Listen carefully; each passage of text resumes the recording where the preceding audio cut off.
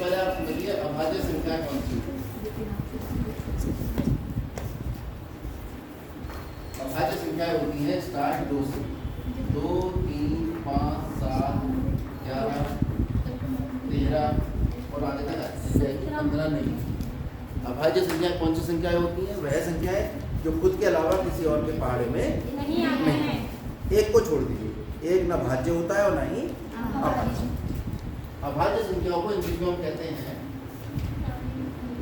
Prime. याद है। इसके बाद आ जाएगी भाज्य संख्या। भाज्य संख्या स्टार्ट होती है 4 से, 4, 6, 8, 9, 10, 12, 14, 15 असंख्य। जो संख्या भाज्य है वो अभाज्य नहीं है, और जो अभाज्य है वो, और एक ऐसी संख्या है जो ना अभाज्य है और ना भाज्य। भाज्य संख्याओं को हम इंग्लिश में कहते हैं कंपोजिट। याद, एक होती है प्राकृत संख्या, ये बहुत लिखा मिलेगा। प्राकृत संख्याएं होती है नेचुरल नंबर, इंग्लिश में कहते हैं नेचुरल। कभी कभी इन्हें एन से भी लिख दिया जाता है, जहाँ कहीं बड़ा एन लिखा दिखो वो कहे कि ये संख्याएं एन है ना, तो आप समझ जाओ कि किस संख्याओं के बारे में बात कर रहा है। प्राकृत संख्याएं यानी नेचुरल नंबर के बारे में बात कर रहा है। ये संख्याएं होती है 1, 2, 3, 4, 5 से लेकर सारी संख्याएं 1 से आगे की, और हर संख्या में एक जोड़ोगे तो अगली आ जाएगी। ये प्राकृत संख्या का नियम। पिछली संख्या में एक जोड़ो, अगली संख्या। इसके बाद आती है सम संख्या। ये भी हम जानते हैं सम संख्या कौन सी होती है। 2, 4, 6, 8 और 0 भी सम संख्याओं में ही गिना जाता है। लेकिन अगर हम कहें प्राकृत सम संख्या है, तो क्योंकि सम संख्या प्राकृत संख्याओं में 0 नहीं होता, तो प्राकृत सम संख्या कहाँ से शुरू होंगी? 2 से। ठीक है। और अगर हम कहें प्राकृत संख्या कहें खाली, तो वो 0, 2, 4, 6, 8 और वो -2, -2, -6, -8 ये भी प्राकृत संख्याओं में ही और सम संख्याओं में ही आए। यहाँ तक क्लियर हो गई बात?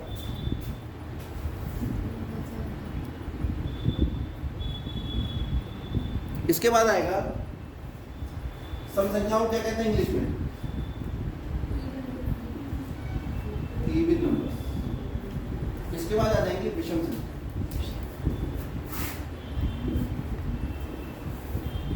विषम संख्याओं को हम कहते हैं ऑड। कहाँ से शुरू होती है ये? 1, 3, 5, 7, 9, 11। बच्चे इनमें बड़ा कंफ्यूज रहते हैं विषम संख्याएं और अभाज्य संख्याएं, क्योंकि ज्यादातर अभाज्य संख्याएं केवल 2 को छोड़ दीजिए, 2 को छोड़ दीजिए, 2 को छोड़कर बाकी सारी अभाज्य संख्याएं विषम। देखो 3, 5, 7, 11, 13 कैसी संख्याएं ये सब? ठीक है। लेकिन ये याद रखना, दुनिया की केवल सम अभाज्य संख्या, सम अभाज्य संख्या, ये शब्द जब भी लिख के आएगा तो केवल दुनिया की एक ही संख्या है जो सम भी है और साथ साथ अभाज्य। क्या कहेंगे इंग्लिश में इसको? Even prime. इकलौती संख्या है 2। तो एक अकेली संख्या है जो सम भी है और साथ साथ अभाज्य है। याद रहेगी ये बात। अब हम देख रहे हैं जितने भी भाज्य संख्या है, चाहे 4 ले लो, 4 को लिख सकते हो 2 गुणा 2, 2 की घात। ये घात का जो सिस्टम होता है, कोई संख्या 2 बार अगर गुणा हो रही है तो हम ऊपर जो जितनी बार गुणा हो रही है वो संख्या ऊपर छोटा सा लिखेंगे। इसे क्या कहते हैं? घात। कैसे पढ़ेंगे इसको? 2 की घात 2। कैसे पढ़ेंगे? 2 की घात 2। या अंग्रेजी में जब पढ़ेंगे तब पढ़ेंगे 2 to the power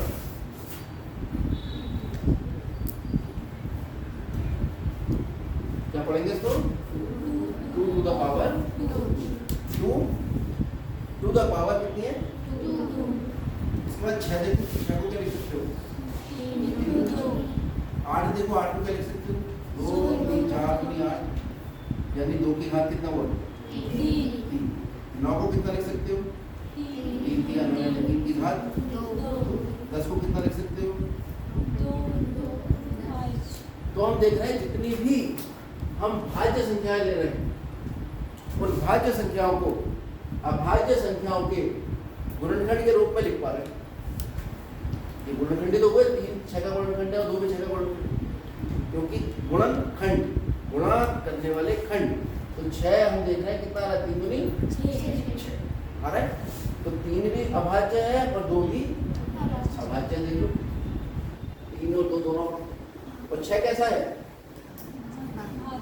6 कैसा है? 4 2 गुणा 2 कैसा है? 4 कैसा है? रश्मि और अंजलि चल जाएगी। ये देखिए 8 कितना है? 2 गुणा 2 गुणा 2 2 की घात 3। और 8 कैसा है? 8 कैसा है? भाज्य। 2 कैसा है? ऐसे ही आप देख रहे हैं कि जितनी भी भाज्य संख्याएं हैं उन सभी भाज्य संख्याओं को आप अभाज्य संख्याओं के गुणा के रूप में लिख पा रहे हैं। और दुनिया की कोई ऐसी भाज्य संख्या आपको नहीं मिलेगी जिसे आप अभाज्य संख्याओं के गुणनखंड के रूप में ना लिख पाए। तो ये एक अंकगणित के आधारभूत प्रमेय है। ये पेज नंबर आप देखिए, मैं पहले लिखवा चुका हूँ क्योंकि रिवीजन है इसलिए दोबारा नहीं लिखवा रहा हूँ। आप यहीं से इसको नोट कर लेंगे। पेज नंबर 10 निकाल लीजिए आप। कार्ल फ्रेडरिक गॉस की तस्वीर बनी हुई है। ये गणितज्ञों के राजकुमार कहे जाते थे। इनके बारे में जानकारी आप इकट्ठा करेंगे। अंकगणित के आधारभूत प्रमेय लिखिए। ये कह रहे हैं प्रत्येक भाज्य संख्या को, यानी इस संख्या को, इस तरह की जितनी भी संख्या है, प्रत्येक भाज्य संख्या को अभाज्य संख्याओं के गुणनखंड के रूप में व्यक्त किया जा सकता है। गुणनफल के रूप में व्यक्त किया जा सकता है। गुणनफल के रूप में व्यक्त करना बाकी। तथा यह गुणनखंड अभाज्य गुणनखंड के आने वाले क्रम के बिना अद्वितीय होता है। क्या कह रहा है? इस लाइन का क्या मतलब है? आप 3 गुणा 2 को ये तो लिख सकते हो 2 गुणा। आप 5 गुणा 2 को लिख सकते हो 5 गुणा 2 गुणा 5 को कितना लिख सकते हो?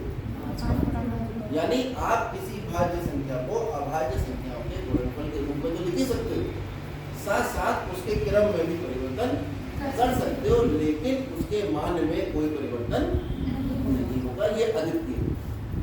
यानी अगर इसके गुणनखंड 2 और 5 आ रहे हैं तो 2 और 5 ही रहेंगे। ऐसा नहीं है कि हम घर जाएं तो 3 भी इसका गुणनखंड हो जाएगा। बात समझ आ रही है? तो प्रत्येक भाज्य संख्या को अभाज्य संख्याओं के गुणनफल के रूप में लिखा जा सकता है और ये इनके क्रम के बिना अद्वितीय होता है। ये पुष्टि हमारी कुछ उदाहरणों के तौर पर हो रही है। इसी को नियम बना दिया गया और वो नियम जो बनाया वो कार्ल फ्रेडरिक गॉस ने बनाया और उसका नाम रखा गया अंकगणित की आधारभूत प्रमेय। नोट कर लिया? अब हम प्रश्नावली 1.2 देखें। वैसे तो हम इसको काफी देख चुके हैं। इसका शायद पहला सवाल हमने करा दिया था, तीसरा भी करा दिया था, चौथा भी करा दिया था। तो एक बता देता हूँ, पहले का दूसरा देखें। क्या कह रहा है सवाल? निम्नलिखित संख्याओं को अभाज्य गुणनखंड के गुणनफल के रूप में व्यक्त कीजिए। सवाल आप किताब से खोलता है।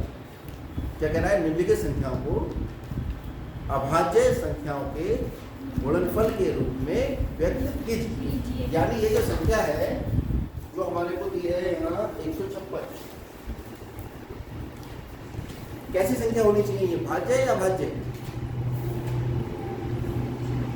अरे 156 कैसी संख्या होनी चाहिए? अभाज्य होनी चाहिए। क्या होती है अभाज्य? अभी हिंदी वाले सर आए थे तो भाज्य के पीछे आ लगा दिया, विश्वसनीय अविश्वसनीय, उल्टा हो गया ना। क्रिया अक्रिया, क्रियाशील अक्रियाशील, तो आ लगा देने से उल्टा हो जाता है। तो भाज्य नाम से पता लग रहा है, भाज्य जो भाज्य हो सकते हैं, जिनको भाग कर सकते हैं किसी संख्या से, ऐसी संख्या क्या कहलाती है? और जिन संख्याओं को उनके अलावा किसी और से भाग नहीं कर सकते, इसलिए इसके नाम के पीछे क्या लगाया है? तो क्या ये संख्या 156 के अलावा किसी और संख्या से कट रही है?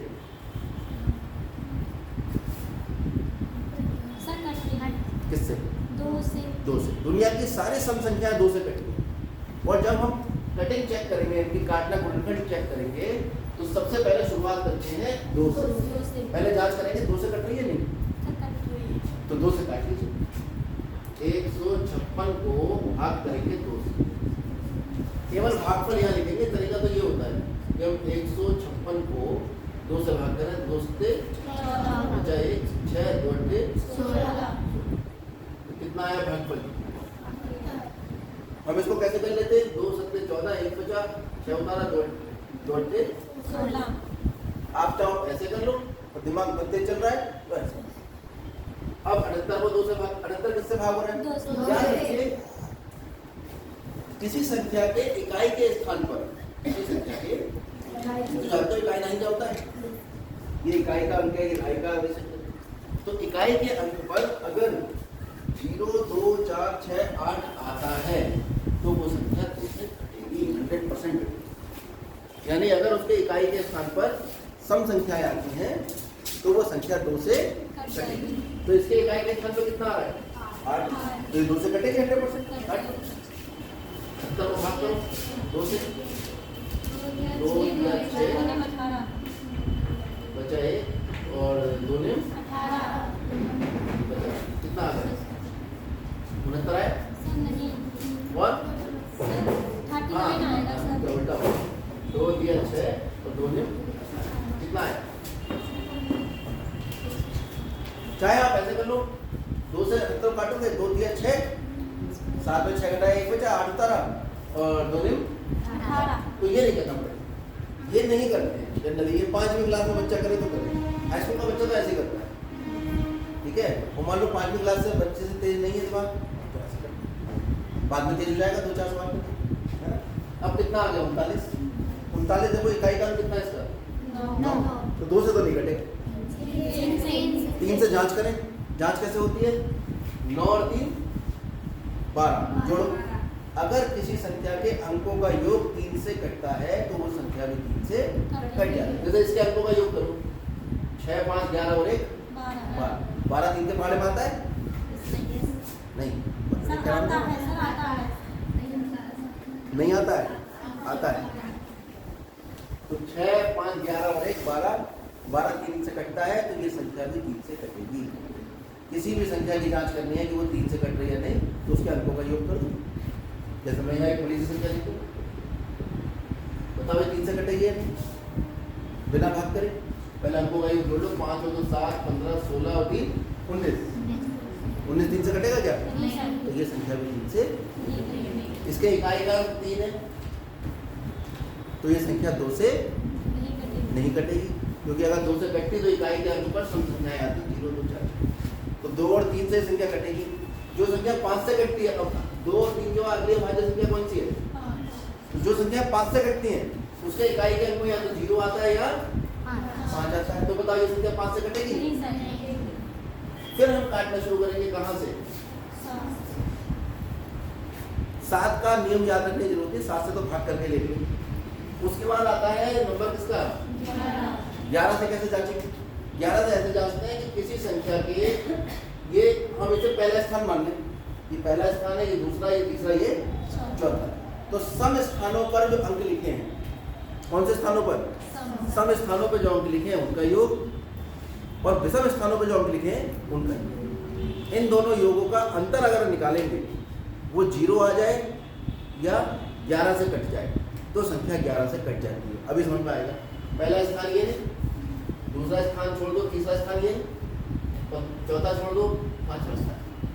दूसरा स्थान ये है और चौथा स्थान बस समझा रही। तो इनको जोड़ो पहले, 5 और 3 8 और 3 11 और 2 13, और सम स्थान यानी दूसरा स्थान और चौथे स्थान को जोड़ो, 5 और 1 6, 13 में से 6 घटाओ 7, 7 11 से कटता है नहीं कटता, और शून्य भी नहीं है, इसका मतलब ये संख्या 11 से नहीं कटेगी। तो आपको डिविजिबिलिटी टेस्ट कहते हैं, अंकों से विभाजन की प्रक्रिया आपको पता होनी चाहिए कि कौन सा अंक कटेगा कौन सा अंक नहीं कटेगा। जो कटेगा उसके लिए आपके पास ये वाली व्यवस्था जो हमने बताई, 2 से काटने का तरीका, 3 से काटने का तरीका, 5 से कैसे कटेगा और 11 से कैसे।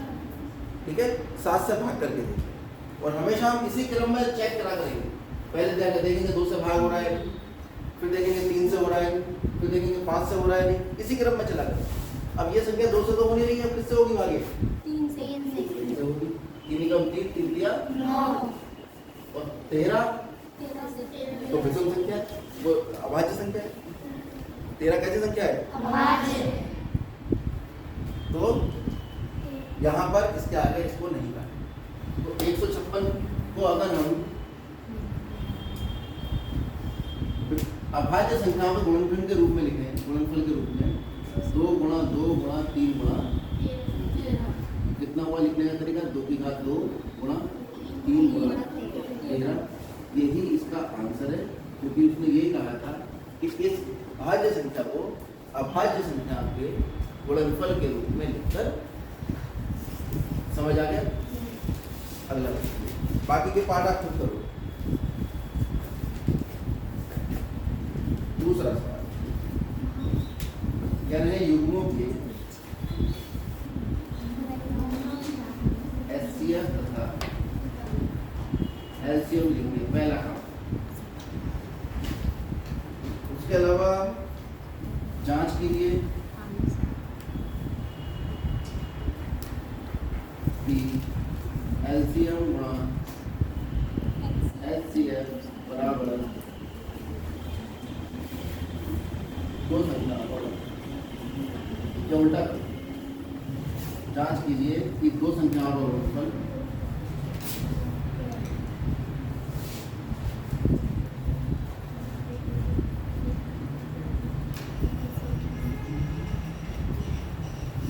HCF into LCM, ये हमें जांच। तो हम देखते हैं इसका तीसरा पार्ट 336 और 54।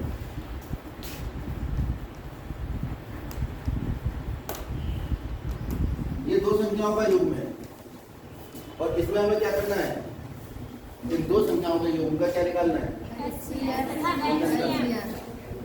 HCF का मतलब होता है मासा। बचपन में पढ़ा होगा, किसने पढ़ा है? ये मौसा वो नहीं है, मौसा मौसी वाले मासा नहीं, मासा है ये, ठीक है। हाँ, और एक पढ़ा था लासा, ठीक है, वेरी गुड। लासा वो कहते हैं LCM, ठीक है। तो हमें यहाँ पर निकालना है लासा और ये नहीं बताया किस तरीके से निकालें। अगर ये सवाल आता है एग्जाम में कि लासा और मासा यानी HCF और LCM आप अंकगणित की आधारभूत क्रम की सहायता से निकालिए। एग्जाम में यह आ सकता है कि लासा और मासा अंकगणित में गुणनखंड करके निकालिए, ठीक है। तो हम आपको लासा मासा निकालना बताएंगे गुणनखंड करके। किस विधि से बताएंगे? सबसे पहले किसका गुणनखंड करें? 336। शुरू कर दें। 336 किससे कटता है? 2 से। 2 एकम 2, 1 बचा, 3 उतारा, 13 हो गया, 2 छिक्का 12 और फिर 1 उतारा, 2 अट्ठे 16, फिर 2 से कटता है।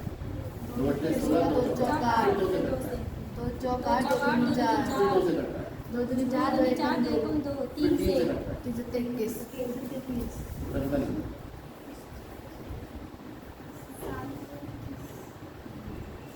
2 से 21 बार कटा, अभी कटेगा 3 से 3 से। और 7 कैसी संख्या है?